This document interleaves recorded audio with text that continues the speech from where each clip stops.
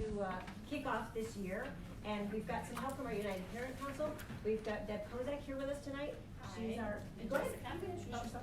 Tell them who you are. Oh, and Jessica too. Come on. Behind the camera. The lady behind the camera. I'm Deb Kozak. This is Jessica Crane. We are the UPC Special Ed Committee co-chairs. So we're kind of trying to help connect the parents and district and kind of bridge the gap, make everything more accessible and everybody be able to work together a little bit more fluidly to help our kids. And so a couple quick things before I forget. I'll do a little business first. Sure. Reminder, we are recording on Facebook Live, so it will be available on the UPC's Facebook page. So do you kind of remember as far as privacy issues? Yes, you know? we've got a screen on that. Yeah, share what you're comfortable with, but you may want to hold any more personal questions and we'll cut off filming at the end for a question session. But just please keep that in mind, okay? Also a couple of other things. We will send around another sign-in sheet while you guys are listening to all this fantastic information. And it does have a space for an email on there. We are trying to create a kind of a UPC special ed database. And Jessica's created an amazing newsletter. We're trying to make it come out more frequently, help connect parents and families. So if you would like to be on that and also receive future emails about our seminars and everything, another way, please put your email address. You can always opt out. We're not spamming you. Anything like that. I think that's it. Is that good? Thank you. And you'll see there's some flyers from UPCs, so there's some connection information for you on the table. I'd also like to introduce Robin Hollowell. She's our new assistant director this year, and she's going to learn tonight herself because she's relatively new to the district. So as we talk about where our programs are and the kind of programs we have, she's kind of already got a crash course in this, but she's going to be just kind of a participant tonight. And then we also have Lora Herbein, our director of student services, who's going to kind of kick us off a little bit. If you do have personal questions, as Deb mentioned, our business cards are on the table. Please take one and reach out to us privately. We want to respect everybody's confidentiality and privacy in this room tonight and be respectful. So we'll just try to keep those kind of personal questions, the ones especially about like a particular child or school, keep those for later, and we'll have time at the end. So that's who we are. And again, here's our confidentiality disclaimer. We're going to preserve your child's confidential information. So again, specific questions, please save those. You can catch us at the end, and our business cards are on the table. And now I'm going to turn it over to Lora. Thanks, Linda. So I am also new to this role as Student Services Director. I was principal at Pinnacle Peak Preparatory for 5 years, and before that at Cactus View. So I've been in the district a long time. And one of my roles as Director of Student Services is the Compliance Officer for Section 504. Section 504, as you can see, is part of the Rehabilitation Act of 1973. So it's a pretty old law that we as schools were actually added at a later point. It started as an anti-discrimination law, and it was more for people within the workplace rather than in the schools to ensure that anyone with a disability was not was given a fair, same playing field. So was given the accommodations they may need to access stairs or whatever they needed within their disability. It was later then brought into the schools, and again, providing equal access. And then in 2008, we expanded that definition of the Disabilities Act. So it includes a lot of different, disabilities. So disability could be a health issue, such as respiratory problems, or it could be a learning issue, such as reading or even concentrating in class, being able to pay attention. It's any impairment that substantially limits a major life activity. So if you have trouble accessing a building, it covers that as well. Specific learning disabilities, autism, blindness, deafness, intellectual disability, all of those things can fall under that Section 504. So what's a 504 plan? It is a plan where we put together as a team, and the parents are part of that team, accommodations to help a child access the curriculum, access the environment, access additional health services, whatever is needed, so that they can level that playing field and have equal opportunity as their peers without a disability. So parents meet with school staff. Every school has a 504 coordinator, and that person is the person that would contact the parent, schedule a meeting, and you would sit down as a team, typically with your classroom teacher or teachers, with a 504 coordinator, typically there's an administrator, sometimes a nurse, depending on that disability, and you would develop a plan to ensure that your child has equal learning experiences. So it doesn't change the curriculum at all. It does not allow for specialized instruction in a smaller environment. It just provides accommodations within the classroom so that your child can be successful.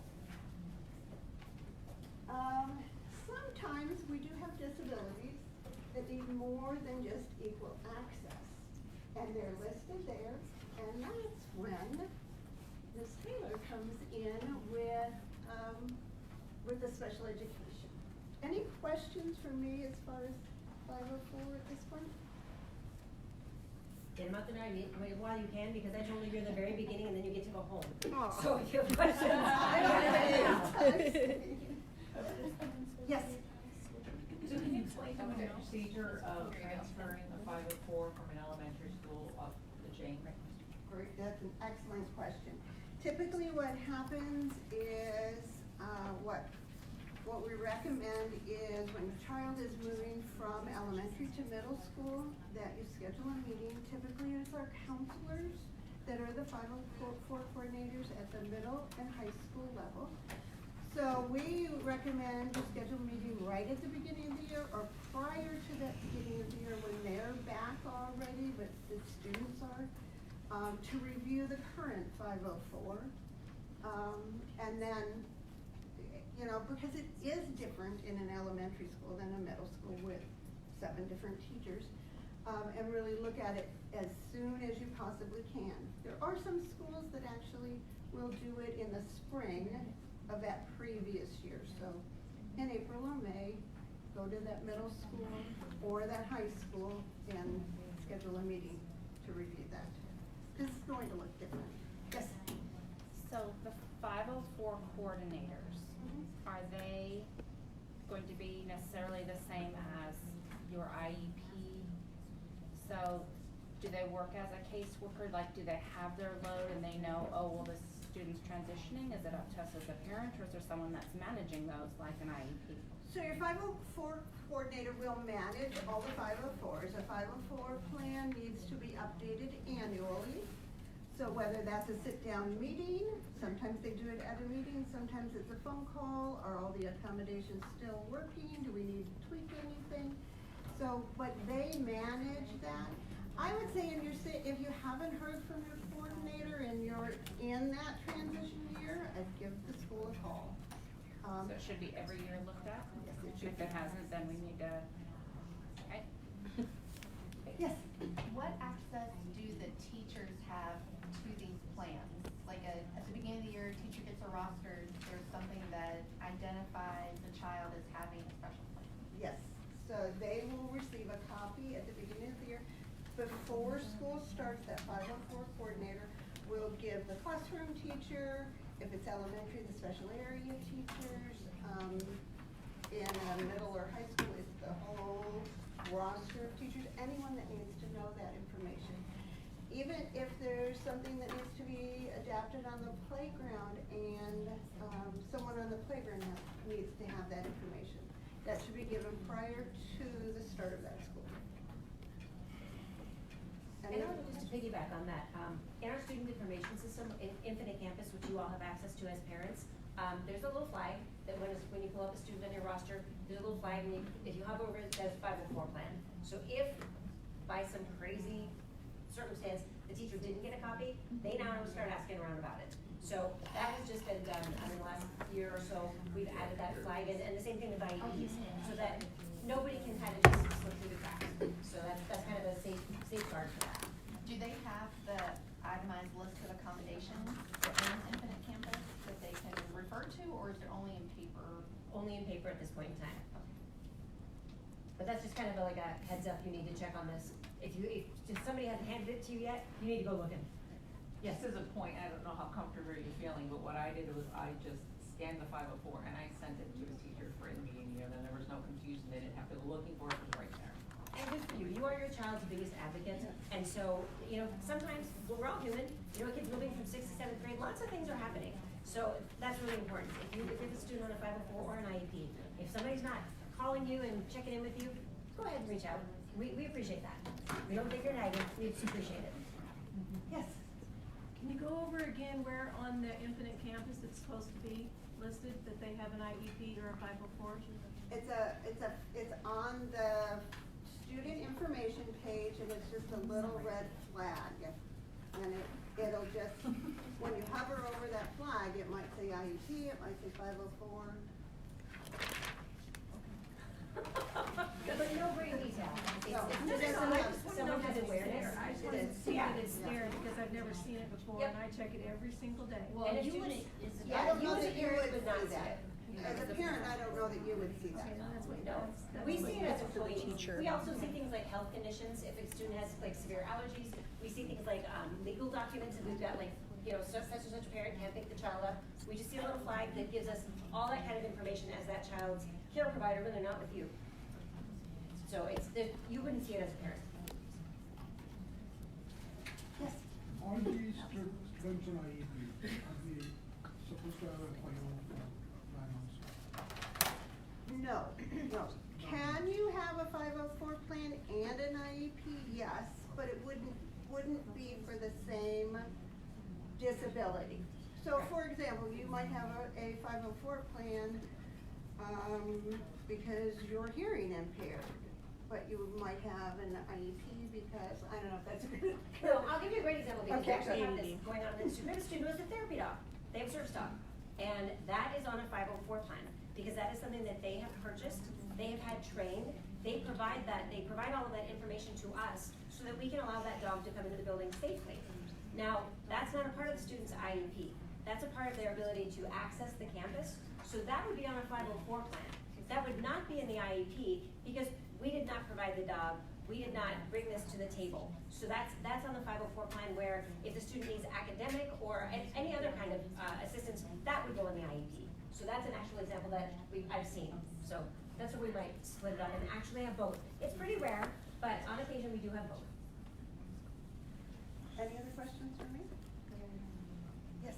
Are IEPs stored on the Infinite Campus, so that way, no? Not currently.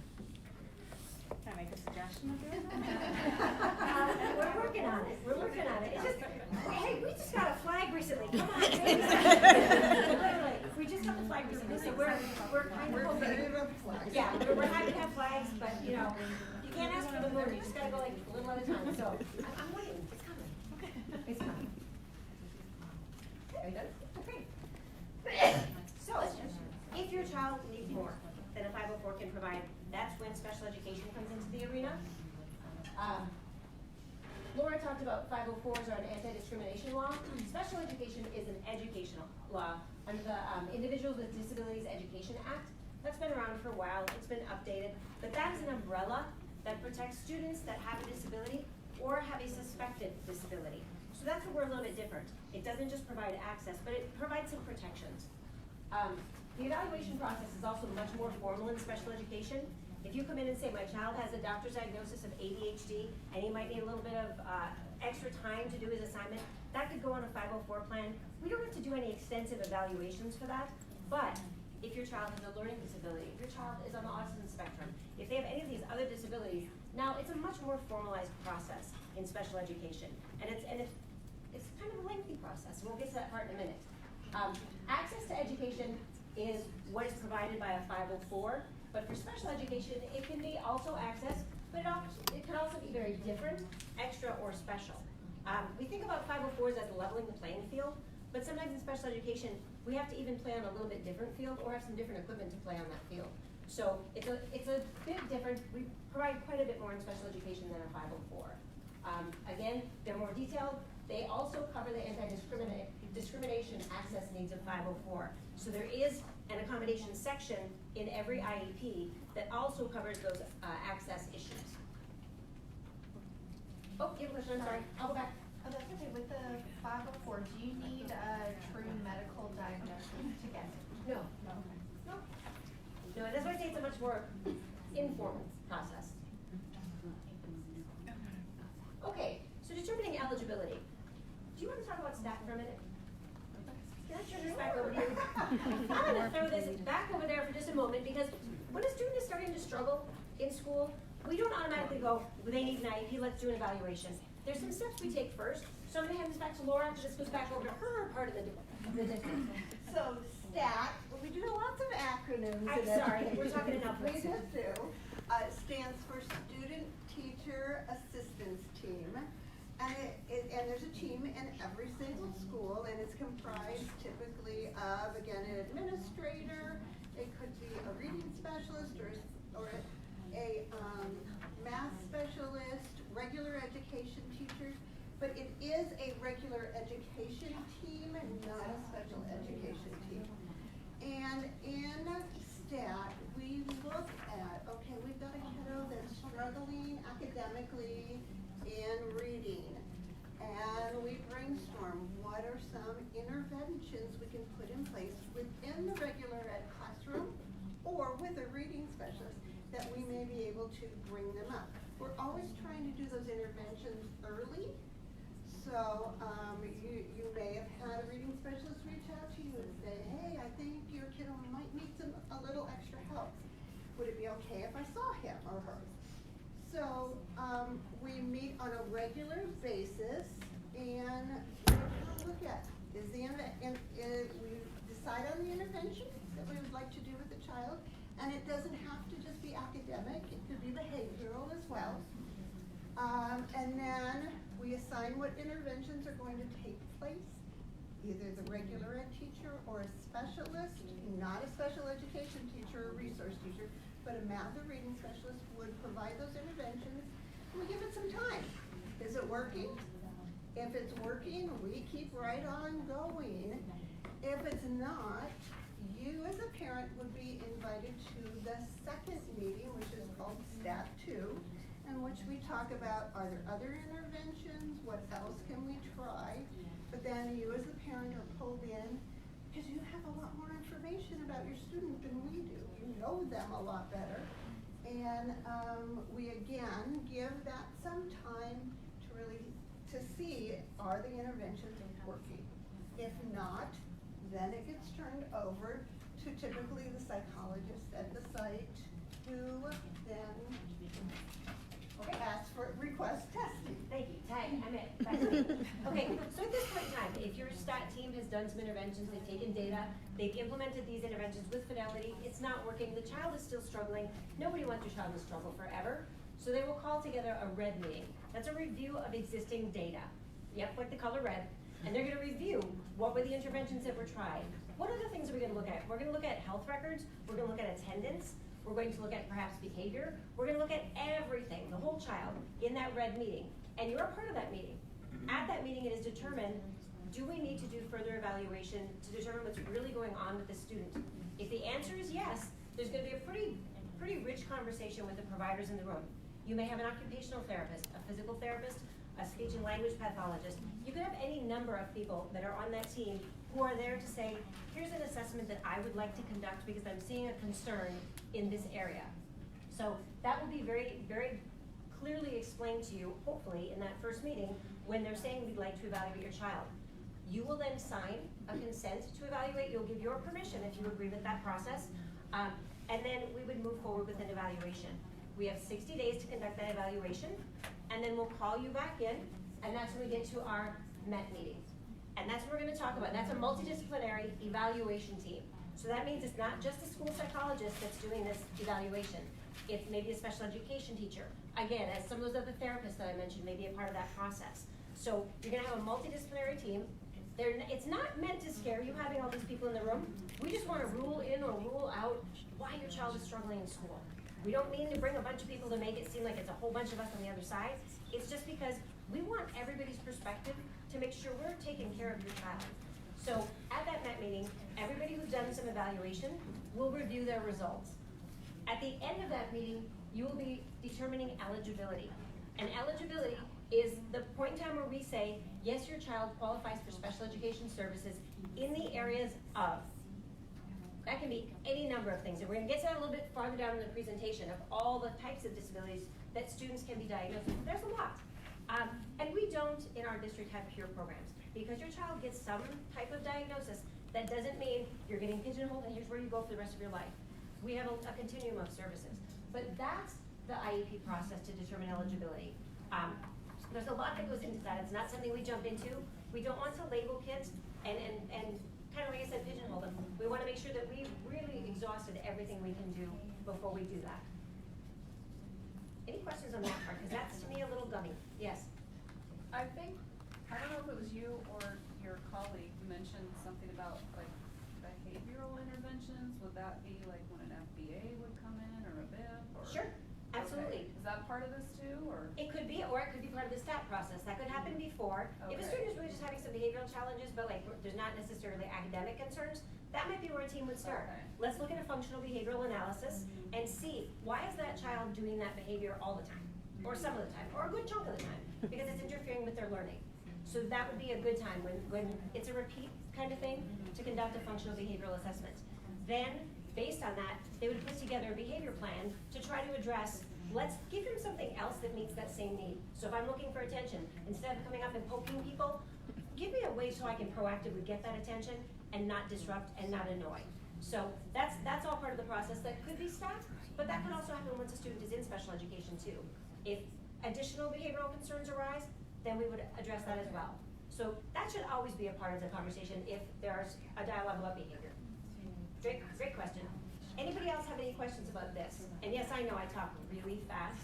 If I'm going too fast, you just like give me like a whoa, slow down. I'm from Michigan. We just talk fast there because it's cold. So we need to slow down. Oh, okay, Therese, I apologize. Again, remember the question is, does anybody need this in Spanish? She's trying to listen to me and talk to them in Spanish all at the same time. Yeah. So I'm going to slow down. Yeah, I know, let's give her a round of applause, because that's not an easy task. Yeah, great. That is not easy at all. So I will slow down. Any questions about this process? That was a lot to cover in one quick slide. But if you're in the room, you've probably been through this process. I wanted to ask this earlier. How many of your students have IEPs? Okay, and then 504s? Good, I'm glad you're here too. That's awesome. Anybody here who doesn't have either of those things, but you just came because you're curious? Oh, sweet. All right, good. That's good to know. Also, how about preschool parents? Do you have any preschool parents? I'm glad you're here because early intervention is really, really important. I'm glad you're here. How about elementary? Nice. Okay. Middle? Oh, good. You still care? All right. High school? Oh, nice. Thank you. I was like, oh, please, after I said that. Anybody with a child in transition, and that's our programs for our 18 to 22-year-olds. Anybody? Oh, see, that's the point when they stop caring. Yeah, no, I'm kidding. It's at that point in time, like, they know this process. They've been through it for a long, long time. So, and we'll talk a little bit more about that in a minute. But thank you. The next seminar. Yeah, but thank you all for being here, because it's important. And, you know, the more you know, the more you can help your child. And the more that we, as a special education department, you know, I think you can kind of get a feeling for we're not scary. So hopefully this process will get a little easier for you by understanding it and kind of getting why we're all at the table. All right, so moving on. The IEP process. Once we've determined eligibility, the team will then convene again. Sometimes you do that in the same meeting if you can, but those MET meetings, those evaluation meetings can be long. And they can be kind of draining, quite honestly, because when someone tells you your child has a disability, if you have never really thought that before, like that's gonna take some time for you to process and digest. And that is not something that you're just gonna go, great, how are we gonna fix it? So we give a little time sometimes before we get together to convene an IEP. Now, students who have had a MET evaluation may not have an IEP. it may turn out that that child does not have a disability, they don't qualify. So they may not get an IEP, but the team may then say, let's talk about a 504 plan. But if they do qualify, you'll have an IEP meeting. You'll receive a notice, and they'll work on dates with you so that you can do it at everybody's convenience, but you'll receive a notice to come to a meeting. And the meeting will start with meeting norms. And that's just, you'll see them in all of our rooms here too. It's just kind of where are they, Laura? Right there. Okay, so in the back of the room, if you can see, if you need to stretch, it's a good time to see. But it's our professional participation agreements, and it's just about honoring and respecting each other's time, listening to each other's opinions, etc. So you'll go over some meeting norms, and then they'll talk about present levels. This is one of the most important pieces of your child's IEP. That's the present levels of academic and functional performance. And so they're going to talk to you about, in reading, this is how your child is performing, these are their strengths, these are their needs. In math, same thing. If it's for a learning problem, then they're going to ask you for your input. What do you think your child, what do you think they're doing in school? How well do you think they're doing? How much time are you spending on homework at night? Like, that's where you as a parent, it's really important to get your input in the IEP. Because you, like Laura said, you know your child, or was that you? Someone said, you know your child better than we do.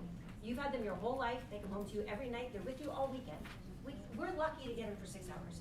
So that's a really important part for you to step up during the parent input part, because it also talks about not just academics, but like social and emotional. We had a question about behavior and whether or not that needs to be discussed. That's where you can say, you know what? The kid you're describing is not the kid I have at home. So this is an important part. Parent input is so important during the present levels portion of the IEP. So once we get all of that wrapped together, then we're going to talk about goals. Our present levels should drive the goals. So if we said here, there's a need in this particular area, then we had better be writing a goal for it. Because if we say your child needs help in math, they're not performing at grade level, then we have to give you a goal to address that. So when there are deficits, that's our job, is to write a goal to address the deficits. If it's a strength, you probably won't see it show up here. There's no need for a goal. If it's a strength, we just move on. So you'll have measurable goals based on the PLAF, or the present levels, and then once you've got your goals set, then you're going to look at, so what do the services look like? What kind of service does my child need to address those goals? So if it's a language deficit, your child may need some speech service. They may need some language arts instruction that's just a little bit different. So we're going to look at, when we look at our goals, how can we meet those needs through our IEP? And who's going to provide those services? How frequently are they going to provide those services? That's all going to be captured in that meeting. And then we'll get to accommodations. Laura talked to you quite a bit about what that might be, but our IEPs also have those. Accommodations, again, level the playing field. So we're going to talk about accommodations at the end of the IEP meeting, and that is really meant to help your child access the general education curriculum at their grade level. That's what the accommodations are there to do. And modifications are sometimes necessary when that's not going to be possible. So we're going to have to change the curriculum a little bit for your child so that they can function at their level in school, and we meet them where they are, rather than, he's in 3rd grade, so here's what we're going to do with our 3rd grade curriculum. Sometimes we can't do that. We have to back up a little bit and meet your child where they are. And that's where we modify the curriculum a little bit to help your child be successful.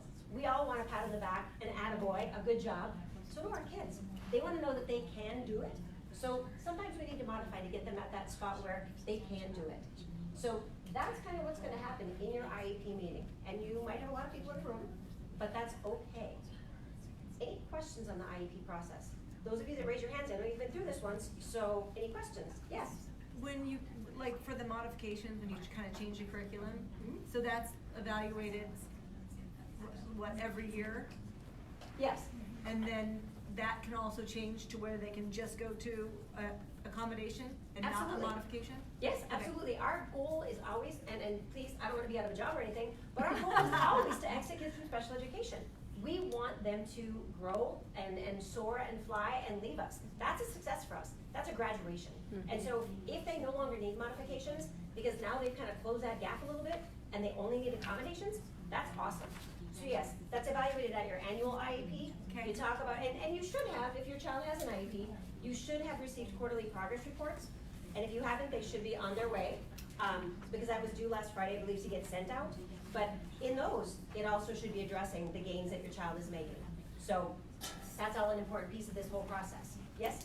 So, Okay, oh, sorry, I was just gonna say, so just that follow up, I would be, think. that would be for like this year, we have that, so if we meet those goals, but now we're going into the following year, Right. how is it assessed if they need more, the modifications? At that point, Yeah, we would be looking at whether or not they've met their goals. If Okay. they've met their goals and those modifications are no longer needed, that's a team decision. Okay. And then you can, as part of the team, you are in agreement or not, but you can write those, different modifications if they need them, or Gotcha. just take them out if Okay, they okay. don't. Okay, And yes. thank you. Yeah, you're welcome. Just checking, if more information comes to light and additional diagnosis, whatever, do you ask for a whole nother IEP meeting, or do you just do a follow-up, or, I mean, That's a great what's the very question. PC way of doing that? Yeah, no, that's a great Get ready question. to do that. That's a fantastic question, and an IEP is a living document. It is not set in stone, and this is what we're doing from this date to this date, and by golly, that's just it. It's a living document. If information comes to light, yes, absolutely, if you get it from your pediatrician, for instance, call the team, let them know we need to have a meeting. Like, I've got some new information, and this is really gonna impact my child's education. If they have something that comes to light, like, boy, he didn't have behaviors when we did the evaluation, but now we're seeing all this, then they should also be contacting you to say, I think we need to beef up this IEP a little bit because it's not working right now. So at any time, those can be reevaluated and updated, and then you can do an addendum, which doesn't mean you have to do the whole thing, like these math goals still work, these reading goals still work, but we're gonna add a behavior goal. Like, we can tweak parts of it in an addendum. Would you call it like a reevaluation of the IEP? I mean, like, I'm getting ready to send that letter. Mhm. What would I call it, so that way I stay You very. just wanna convene your IEP team. I wanna convene my IEP. A meeting of your IEP Okay. team, yes. And if you wanna give them a little reason why, like you said, new information has come to light, I'd like to have an IEP meeting, then we'll do that. Thank you. Yeah, you're welcome. Oh, I see hands up, I like that, yes. So our math teacher sent us an email about convening an IEP. So the teachers can do it with us just like we can do it with them? Yes, And yes. how do we approach that with them? Because they're gonna, I mean, what are they gonna come to us with? Are they gonna talk about like the data that they're seeing? Because he's saying one thing, but the grades are showing a different thing. So like, how do we kind of approach that when they Yep. bring it up to us? If the school is wanting to convene an IEP meeting and it's not time for your annual, then they're seeing something either really wrong or really right. Like, we set these goals. Okay. We thought he would meet them in a year, but guess what? He's met them like in just half a year. We need to up the ante. So, Okay. I mean, they will reach out to you for that. And then also, like, we set these goals and they're way too lofty. We have to back this down a little bit. We didn't, because oftentimes we evaluate a child, they're brand new to us and we don't know them. Right. So then it's like, this is a best guess and we're gonna target it here. And sometimes we find out a little ways in, this wasn't quite the right spot to start. So yeah, either side can call a meeting, but Okay. yeah, absolutely. And if they reach out to you, I wouldn't be concerned. Just find out what it's about. Okay, thank you. Go to that meeting, find out. Yes. If you have a child on an IEP, can they go to any school? Like, Well, do we are all the- high schools offer Right. the same, or is there specific schools that are better? Ooh, I wouldn't ever use the word better. All Well, of our no, schools are I amazing. mean, I got the impression that there were certain schools that did the IEP, like my son was put into a middle school because of the program. And I was just curious what high school he would go to. Right, and we can talk specifics, and I will talk about all the different programs we have in our district, but there are some programs that are only offered at a certain school. Typically, if it's at one school, for instance, like say one middle school, it's because that's a very small portion of our population that has that type of disability or ability. And so we would only have it like at one site, so all the students come there for that. But for like a resource IEP or speech IEP, if it's just a pretty simple, that can be met anywhere. But we're in the open enrollment period right now, and some of our schools are already closed. In some of those areas, like we were talking about Sky Crossing earlier, some of our schools up there are really, really full. So get open enrolling from somewhere else to try to get in up there is gonna be tough. So if you have, an idea of something else, and please do take my business card so we can talk specifics about your child, okay? Anybody else? Oh, good questions, yes. Is the school district obligated to provide services at any of the sites to the child based on accommodations and modifications? Yes. Like, I can keep my children in our neighborhood elementary school, but I know that one child needs, based on her IEP, ABC. Mhm. The school has to provide that? Yes, we do have to provide the service, but let me explain to you kind of this is a tough question for me because I straddle both sides of the fence. We're currently working on a committee for inclusion to have students more included in the general education setting. I've also been a self-contained teacher of students that have significant needs. And I know that what I could provide for them in my self-contained classroom, they cannot get in a general ed setting with 26 other students. So we do have very specific programs around the district, And depending on the significance of the disability, it may be in your child's best interest to be in one of those programs, but you as a parent always have a right to let the team know what your preference is. And we always try to accommodate that as best we can, but can we meet their needs to our maximum ability? Maybe, maybe not, in your home school. And that's my honest answer. Yes, I did see your hand up. My question is really similar.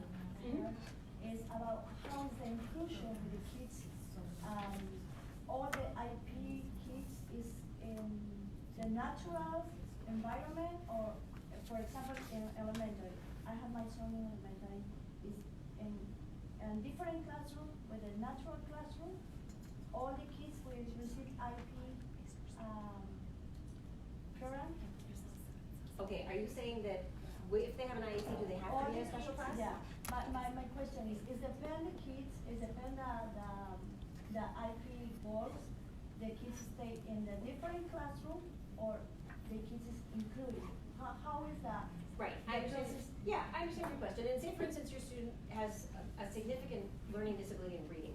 So for math, science, social studies, for every other part of his day or her day, they might be in with their general education peers. But if their math level is such that they really need some really specific, specially designed instruction, not just a little bit of accommodating, then they might be in with a special education teacher for that. But that teacher might also push into the classroom and pull a small group of students who also need that help. We're a very site-based district, and this is where it's a tough question to answer. We're an incredibly site-based district, and each building kind of does things their own way. We have some buildings that have a lot of pull-out still of our students. We have some buildings where they are fully included. It's really very site-based. We are working currently on a more inclusive model for our students with a minimal level of service, a level A service, like a student with a learning disability. We're working on a more inclusive model, and that's been some great work that we've been doing with some of the folks in this room. But we're not quite there yet, so we're working on it. But at this point in time, it's very site-based. It depends on the school where your child is, and again, that would be a specific question if you want to grab my card or catch me afterward, and we can talk specifics, okay? Right, and you have to say that's hand.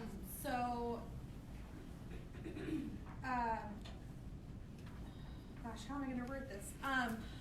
So if the school that my son is enrolled in can't meet his IEP needs, but there is another school in the district that can, how does he get to that school? We provide transportation. Okay. Yeah, that's a part of what would be written into the IEP. Right. As part of those needs, transportation would be a need then if the neighborhood school cannot meet his needs. Okay. Then we would provide transportation to get him where it can best be met. Okay. Yes? I guess mine comes off of hers a little bit too. I'm in the process of transitioning from middle school to high school.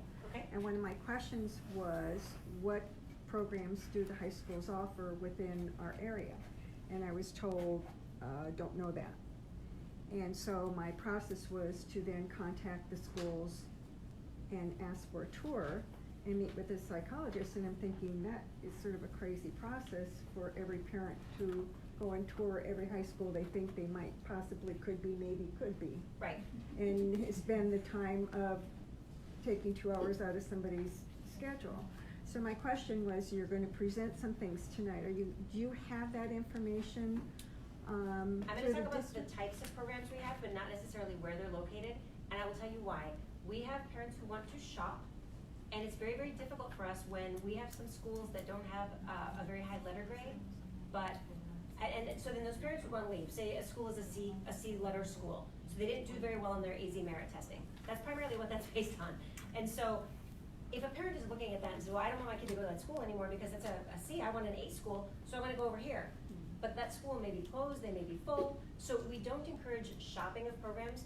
We really do try to ensure that all of our programs have the same materials, that they have, like if it's a structured autism program, for instance, we make sure they have the same training, the same materials, the same staffing ratios, so that when their child goes to school A, B, C, or D, they should receive the same quality of education. Does that kind of answer your question? Yeah. And I'm not the person who told you to do that crazy thing, like looking at all the different schools. Where did you get that guidance?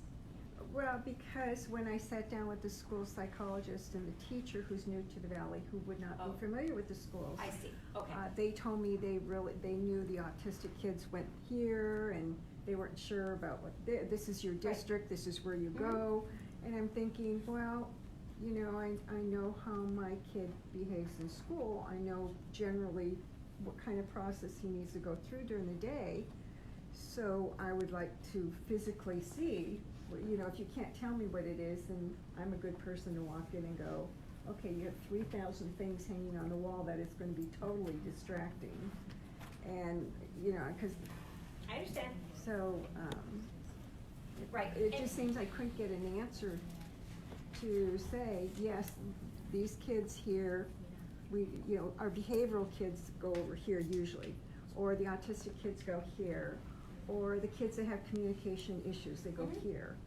And that Yes. always seems to be a little bit more of a struggle than Well, and what I will tell you is your middle school team will take a look at your child's needs when it comes toward the end of the school year. We have day-long meetings where we meet with preschool people who are sending kids up to kindergarten. Then we have day-long meetings where we meet with sixth grade staff members who are rolling their kids up to middle school, and then middle school to high school, and high school to transition, to make the best decisions we can based on students' needs and the makeup of the classroom that they would be going into. So we don't take that lightly. Please know that a lot of thought goes into it, and we do try to level our classes so that students are working at a similar ability level. And so that's also part of it. We have lots of different levels of classes in our buildings, and so it's tricky to just say, well, I want this one because it's closest to my house. It may or may not meet your child's specific needs. So we can talk later. All right, so any more questions on the IEP process? All right, then we'll move along.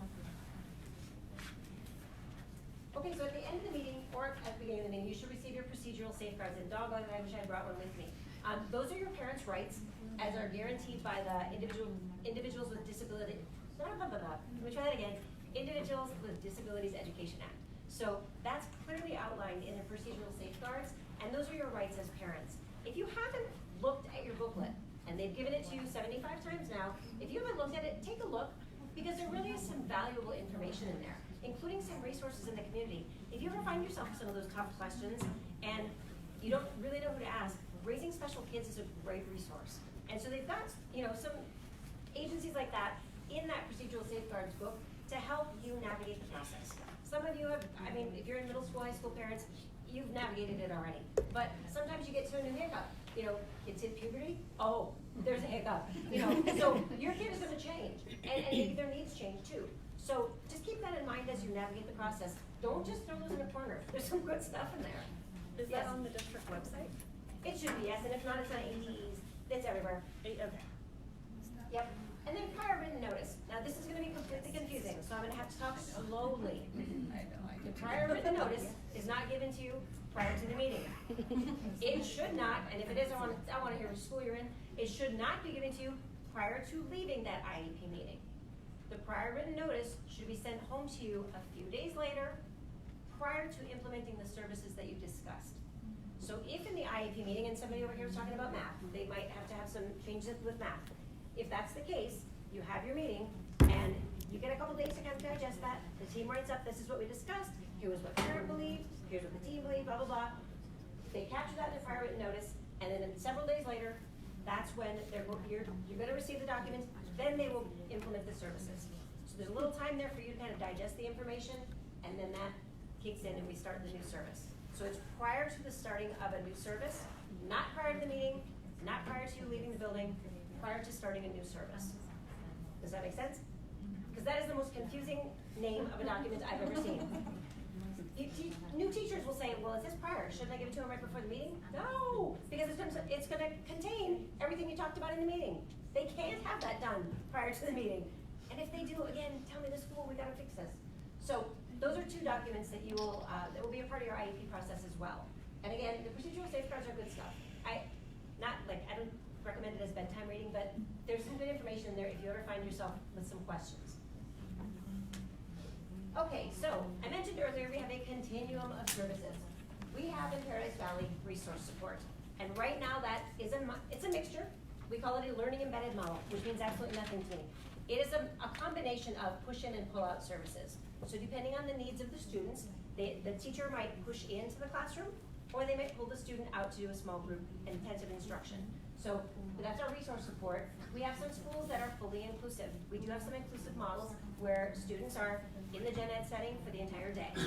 And then we pull out services where the students are pulled out quite a bit of the day to be able to meet their individual needs. So that's the kind of continuum for our resource students with a less significant disability or a mild disability. And then we have our self-contained programs, and this is the one that I said we would be talking about. We have a lot of self-contained programs because we have a lot of kids. When we sent out invitations for tonight, and you all are here, I hope, because you got an email, but we sent out 6,800 invitations for this tonight, which is why I was like, putting time in sheets and more room at the table. I thought we'd get more people because 6,800 email addresses are in our system for our special needs students. That is staggering to me. Now, I'm not saying we have 6,800 students. We don't. We have approximately 5,000, but that's a lot of kids. So we have a lot of programs to meet those very specific needs. Our first program up there is communication development. For students who have a significant language impairment that prevents them from accessing the general education curriculum, we have a communication development program where the curriculum is designed around language acquisition. And I don't mean English language acquisition versus Spanish or a native or a non-English language. I mean just learning to communicate, both expressively, receptively. It's all one big package. But for our kiddos who really cannot express themselves or understand what you're saying to them and receive the message, that's what that program is designed for. And we have that at the middle, at the elementary, the middle, and the high school. Learning for Academic Success, or LAS, is our program for, we used to call it self-contained learning disabilities, or self-contained LD. It's for our students who have significant learning disabilities across the board. So they struggle, not in just one subject area, but they struggle across the board pretty significantly. Not just a little, but there's a pretty significant challenge there. A couple of grades below, across the board, these kids are not making it. And so we have our Learning for Academic Success program. That's also elementary, middle, and high school. Learning for Independence. And I love that title because that's really truly what our hope is. This is for our students with cognitive impairments. So we have 3 different levels. We have mild and then moderate and more severe and profound, but we don't use those terms. With Learning for Independence 1, 2, and 3. So we have different levels for students that have a different level of need. But sometimes those kiddos do need a lot of specialized instruction to become independent at some point in time. And that's always our goal. Like I said, we want to kick you out of special ed, have you be independent. So that's our LFI program. Uniquely gifted, twice exceptional, that's a very, very small portion of our population. We have an elementary program and a middle school, and each of them are at one site. That, to qualify for the twice exceptional program, you have to be gifted across the board. So those are some pretty high scores those kiddos are getting, and then also have a uniqueness or a disability. So you can think of it as uniquely gifted, so they're unique and gifted, or twice exceptional. They've got 2 areas of identification, gifted and some type of a disability. So you can imagine this is a pretty small population, and they're a small, quirky, and super fun population. I absolutely love reading to these kiddos. During the holidays, I will go in and read to the elementary kids, and they ask the darndest questions because they're so smart. And then there's also that unique piece, so they're weird questions. So it's very engaging to go in and talk to those kids and spend time with them. That would be first reaction too. It's wonderful. It's wonderful, and the first time you go in, it's kind of shocking and alarming, but it is fantastic. So that's our itty-bitty little program, and I will proudly say we're the only district that has it, I think, in the state. So that's kind of a little feather in our caps. Our structured autism program, this is growing. As you know, if you've watched the news once, the population of people being diagnosed with autism is rapidly on the rise. Our adults that are now being identified that for years people just thought they were quirky. Now they're actually getting identified. Our autism population is growing. That's probably one of our biggest self-contained programs. And again, we have levels. We have our functional level for our kiddos who are lower functioning than, they're not doing as much academic or grade level work. Some of them struggle with language. Some of them have difficulties expressing themselves. Oftentimes it's accompanied by behavior, significant behavior challenges. So we have our functional level, and then we have our academic level. Our academic kiddos are the kiddos who can handle the rigor of close to grade level or on grade level, and sometimes above grade level academics, and they typically have their behaviors in check, and they've got language for the most part. That's not always a true to form, but I'm just ballparking for you so you know what we're talking about here. And then last is our Choices Affect Behavior Success. We call that CABS, and that is our behavior program for students who have an emotional disability. That is that's at 3 of our elementary sites, a middle school and a high school, and then we have Roadrunner. Roadrunner is our alternative site, and I don't mean our alternative school, that's Sweetwater, and that really is not special education, but Roadrunner is for students who all have an emotional disability as their identification, and they have a very specific curriculum that addresses teaching behavior skills. So that was a big old mouthful. Any questions on the programs that we have? Not where, but like what they are? No? Yes? What's the process look like for, getting approved for the uniquely gifted? That's a great question. If your student already has an IEP, that's an easy one. You go ahead and have gifted testing. Mhm. If your child has already been tested and they qualify as gifted, and you go to your pediatrician and your pediatrician says ADHD, you just qualify. Okay, so if I have a psych eval that says autism and he's already currently in gifted classes, then. Talk to your IEP team. That Okay. sounds like a typical twice exceptional student. Oh yeah, he's fun.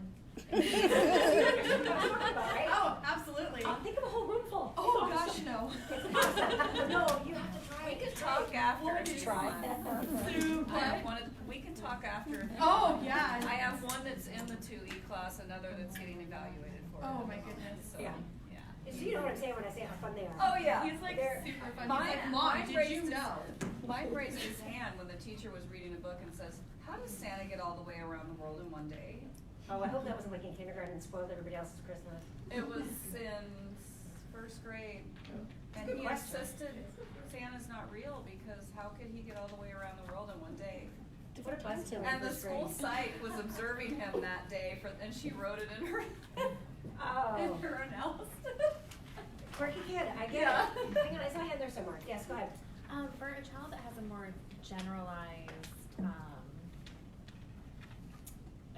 so he has an IEP, but just a developmentally delayed. Mm-hmm. I don't see where he fits into any of those. Okay, so that's for our younger children. The DD label can only be on a child until they're 8. So by the time your child turns 8, that team is going to be looking at specifically like where are the needs. Right. And then that will help them to determine, and with the DD label, we've already got a couple areas of eligibility in there. Okay. So it could be social emotional, it could be language, Mhm. you know, so you've already got some identification there. Right. But as your He's child got- gets a little yeah. older, then the team will determine what's the primary area of eligibility. Okay, so that'll be determined before he goes into kindergarten, or? Not necessarily, might go into kindergarten with the DD label still, but before he turns 8. Okay, but, and they would just help figure out which of those programs he qualifies for? Okay. Yep, absolutely. Yes? Is there a way to test a child who is likely dyslexic to also be gifted? The testing would be difficult. Right, and I can't really speak to how they test for gifted. The gifted department does that. They sit right next door to me, but honestly, I don't know what they do. I see their scores. If I look inside, you know, Infinite Campus, I can see they've given them a COGAT, but I don't really know how that testing can be accommodated because it is a standardized test, so I don't know how much accommodating they would do. And that gets really tricky. They would probably have to look at nonverbal IQ if you're talking about dyslexia, but then they want it across the board, so it's a challenging piece. I would have to talk to Dr. Bruyas about that because she's much more the expert on the gifted part of it than I am. I've lived my 30 plus years in the special ed world. And no, I'm not just 30. I've done this job for like 30 years. So not this, but special education. So I have very little knowledge of gifted. It's just the other end of the rainbow. All right, so any other questions? Okay, moving on. Post-secondary transition. I love this. Pathways is one of my favorite ages. These kids are 18 to 22, and they get to go out in the community, they go to job sites, they have job coaching opportunities, they do all kinds of neat stuff, but they still receive the services that they need. For instance, most of our kids in Pathways have speech and language services, because a lot of those kids are a little awkward in how do I, and it's mostly pragmatics, it's mostly like how they use their language, but a lot of our kiddos who end up in these programs are like, they're not ready for a job interview yet. They're not ready to talk to a customer. If a customer comes up to them like, you've all shopped at the store and asked someone a question and they really can't help you. And that's just the reality. And so some of our kiddos need some language, some pragmatic language. Some of them, if they have a physical impairment, if they have some fine motor issues, will still receive their physical therapy, their occupational therapy. They'll still receive the things that they need, but they'll also now get opportunities for job coaching and to get out in the community and do some really cool stuff. Some of the work that they do, they work at no-kill animal shelters. They go and work at senior centers. you know, it just depends on kind of the interest of the student as well. And that's kind of what those years are spent doing, is kind of like honing in and refining. They do a lot of interest inventories. They let them explore a lot of different types of jobs to kind of figure out the path that they're going to head down once they exit at 22. So I really enjoy our Pathways program, and there's kind of an exciting piece rolling out for next year. And I'm almost afraid to say this out loud, but we are trying to form a partnership with Mayo Clinic. It's still kind of in its infancy, but we would like to partner with Mayo Clinic and an organization called Project Search. And they will set up like 10 to 12 different job rotations at Mayo, with the goal being at the end of the year, and this would be for our oldest students, our 21 and 22-year-olds, at the end of that year, having gainful employment at Mayo Clinic. Nice. That's exciting stuff. So we're really excited about it. It's not a thing until it's a thing, so we're still working on it, but it's in its conception right now. We're kind of having lots of conversation and kind of ironing out the details. So more news to come on that, but it's exciting. It's really exciting to give our kids bigger, better opportunities. I do not have one bad word to say about the kid who bags my groceries at Fry's. I don't. I love him. I talk to him about his reading material and his book and who's his favorite football player. We have fantastic conversation, but that's not the path for every kid. Right. So we have to try to explore other options. So that's an exciting piece. And then diploma versus certificate of completion. There has been a lot of talk in the state of Arizona. It kind of sparked last spring when the Department of Education here said that that students could only receive a diploma if they took like the Algebra 1, 2, Algebra 3, 4, et cetera, et cetera. No. My first year in this job, I was like, that's not fair to our kids. Some of our kids go through school, they take 4 years of math, they take 4 years of English, they take the same amount of coursework, the required, they take the coursework that they need to take, and they work just as hard as everybody else. But at the end of the day, if it wasn't the Algebra 1, 2, Algebra 3, 4, the state is saying that they don't want those kids to get diplomas. And I will tell you, there's some sad stories that have come out of our transition programs. Some of those kids go off to get a job, they're very successful, they work really hard, and when it comes time for a promotion, they're not eligible because they don't have a diploma or a GED. And so I don't want to take that opportunity away from our kids. So at this point in time, we have been giving diplomas to our students who complete the requisite coursework in a parallel path, and I will fight this as hard as I possibly can. We have an OCR complaint that's been lodged by parents fighting it as well, hoping to continue to give our kids diplomas versus certificates of completion. I know it sounds like such a minor detail, but it can make a difference in a job a kid can apply for. If a student is ready to go to a community college, for instance, sometimes you're going to need these things. So it really does impact their future. So we'll continue to fight for diplomas. ADE is bigger than me, but we'll continue to fight for diplomas in Paradise Valley. So, yeah, I'm trying. You know, we're trying, but it's just when that rolled out last spring, it was just heartbreaking. Because when I stepped into this role, I was like, no, we've got to fix this. So I had to go to my supervisor, who then went to the cabinet and to the superintendents, and they all agreed, yeah, they should be getting diplomas. So that changed 4 years ago. It saddens me to think it would change back, but it may. I won't lie to you, it may change back. But I sure hope not, for our kids' sake and for the opportunities that would be denied them. So, questions and answers. I promised I would get done before 8 o'clock.